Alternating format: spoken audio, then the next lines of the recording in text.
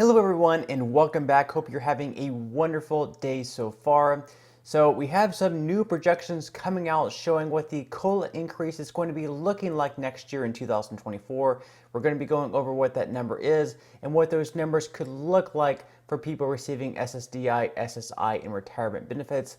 Also, a new report came out yesterday as well showing that we might be seeing a 25% cut in benefits if nothing is done within the next 10 years. We're going to be covering that as well and what that could mean for people currently receiving Social Security benefits. Now, before I dive into the main content of today's video, if you wouldn't mind helping me out real quickly by just giving this video a like, that just helps out with the good old YouTube algorithm, and also consider subscribing to my channel if you have not already. Okay, so according to MarketWatch, next year's Social Security cost of living adjustment could be less than half of this year's COLA. So it's ominous news for seniors still struggling with inflation.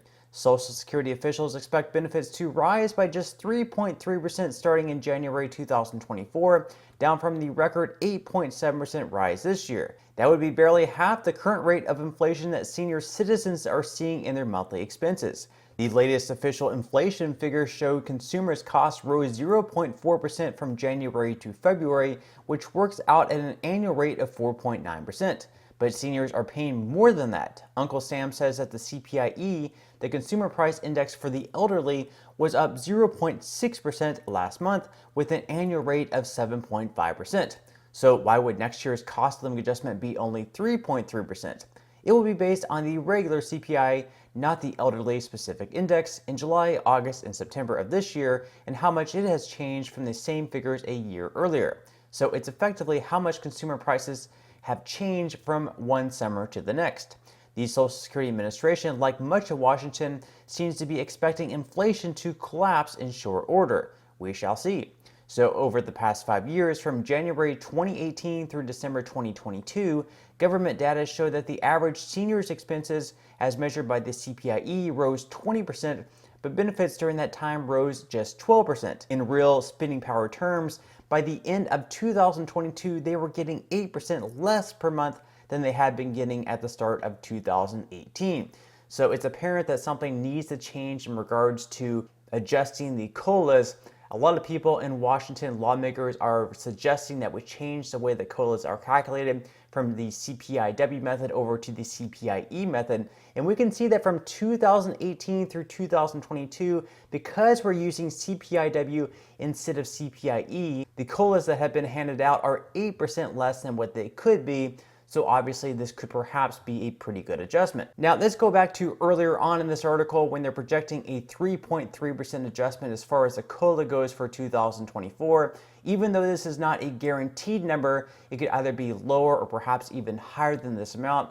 We're going to be going over what this could mean for people currently receiving Social Security retirement benefits, SSI benefits, and SSDI benefits. So right now, non-blind recipients of SSDI receive an average of $1,470 per month. With a 3.3% COLA, this would get bumped up to $1,518. For blind recipients of SSDI, their current payments of $2,460 per month would then be increased up to $2,541 in 2024. Now let's take a look at payments for SSI recipients. So this year, the max payment for individuals is $914 with a 3.3% COLA increase that would then get raised up to $944 in 2024.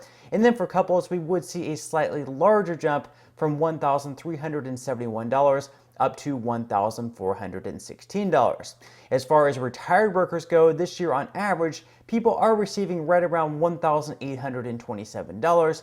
That amount would get bumped up to $1,887, an increase of right around $60 with a 3.3% COLA increase. Now keep in mind, once again, these are only projections. 3.3% could either be lower or higher. I would actually expect 3.3% to be on the low end, so we might actually see a COLA increase of right around 4%, But as always, we will just have to wait and see. And then of course, it would also be obviously very, very helpful if they could change the way the COLAs are calculated over from the CPIW method over to the CPIE method, because again, over the past 4 to 5 years, we could have seen 8% more in adjustments if they had been using the CPIE methods. Now, because they might be increasing benefits once again next year by 3.3%, possibly lower or possibly higher, this is also going to further deplete the trust fund. So that's why yesterday we had the trustees actually send out a new report saying that the Social Security Trust Fund is now going to be depleted 1 year earlier in 2033, although we've actually seen some projections as early as 2032 by the Congressional Budget Office. So according to CNN, Social Security will not be able to pay full benefits in 2034 if Congress doesn't act. American Social Security checks will get a lot smaller in 2034 if lawmakers don't act to address the pending shortfall, according to an annual report released Friday by the Social Security trustees. That's because the combined Social Security trust funds, which help support payouts for the elderly, survivors, and disabled, are projected to run dry that year. At that time, the fund's reserves will be depleted, and the program's continuing income will only cover 80% of the benefits owed. The estimate is 1 year earlier than the trustees projected last year. About 66 million Americans received Social Security benefits in 2022. So Social Security has 2 trust funds, one for retirees and survivors, and another for Americans with disabilities. Looking at them separately, the Old Age and Survivors Insurance Trust Fund is projected to run dry in 2033, at which time Social Security could pay only 77% of benefits, primarily using income from payroll taxes. The date is 1 year earlier than estimated last year. The Disability Insurance Trust Fund is expected to be able to pay full benefits through at least 2097, the last year of the trustees' projected period. So that one is doing a little bit better, obviously. And merging the 2 trust funds would require Congress to act, but the combined projection is often used to show the overall status of the entitlement. So 2033 is right around the corner. It is 10 years from now. I know that seems like a long time, but the years just fly by faster and faster, and obviously something needs to get done. And that's why we've seen over the past year or so, we've seen numerous proposals come out from both sides of the aisle. We've seen proposals from Democrats, we've seen proposals from Republicans. The problem is, at the end of the day, just like pretty much any other issue out there, they're unable to come to some sort of bipartisan compromise. That's because Democrats mostly favor raising taxes on Americans. They believe that people who earn over $250,000 per year should have to pay into the Social Security Trust Fund, where you're paying 6.2% to 12.4% payroll taxes into Social Security, whereas Republicans in large part strongly oppose raising any sort of taxes, and instead they favor actually raising the full retirement age up to 70, which in fact would be a benefit cut, because if you have to wait all the way until the age of 70 to receive your benefits, then obviously over your lifetime you're going to be missing out on 3 years of benefits, which yes is a benefit cut. But something will definitely need to get done.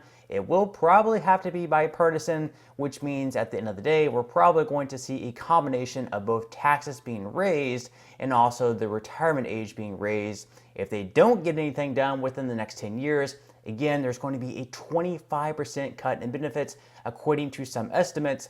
This means that if you're receiving $2,000 every single month in 2033, if that gets cut by 25%, you're going to be receiving a benefit of $500 less every single month, or $6,000 over a year. And that's incredibly, incredibly unfair, because if you're paying into the Social Security Trust Fund, if you're paying the payroll taxes your entire working career, and then you're faced with a cut of 25% once it comes to time for you to receive that, I mean, that's not fair at all. So we have to hope that Democrats and Republicans can come together, reach some sort of compromise.